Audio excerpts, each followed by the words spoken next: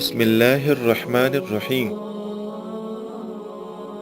مہنگا بیچنے کے لیے غلہ جمع رکھنا مہلک بیماری کا سبب ہے۔ مسند احمد کی ایک روایت میں ہے کہ امیر المؤمنین حضرت عمر فاروق رضی اللہ تعالی عنہ مسجد سے نکلے تو اناج پھیلا ہوا دیکھا۔ پوچھا یہ غلہ کہاں سے آ گیا ہے؟ لوگوں نے کہا بکنے کے لیے آیا ہے۔ آپ نے دعا کی یا اللہ اس میں برکت دے۔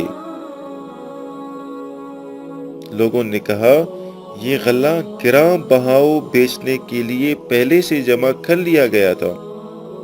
پوچھا کس نے جمع کیا تھا؟ لوگوں نے کہا کہ ایک تو فروخ نے جو حضرت عثمان رضی اللہ عنہ کے مولا ہے، اور دوسرے آپ کے آزاد کردہ غلام نے۔ آپ رضی اللہ تعالیٰ عنہ نے دونوں کو بلوایا اور فرمایا کہ تم نے ایسا کیوں کیا؟ جواب دیا کہ ہم اپنے مالوں سے خریدتے ہیں، لہذا جب چاہے بیچیں، ہمیں اختیار ہے۔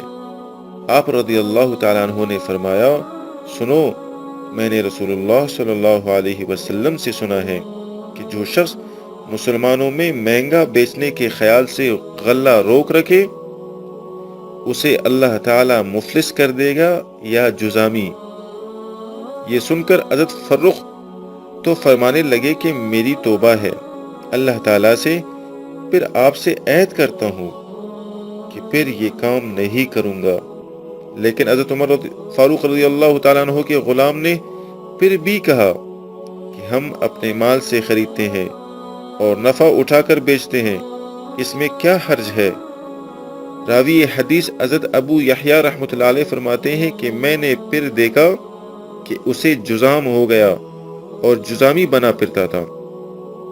ابن ماجہ میں ہے کہ جو شخص مسلمانوں کا غلہ گراں بہاؤ بیچنے کے لیے روکے رکھے اللہ تعالیٰ اسے مفلس کر دے گا یا جزامی۔ جزام ایک بیماری ہے، اسے کوڑ بھی کہتے ہیں، فساد خون کی ایک موذی بیماری ہے۔ اللہ پاک ہم سب کی حفاظت فرمائے۔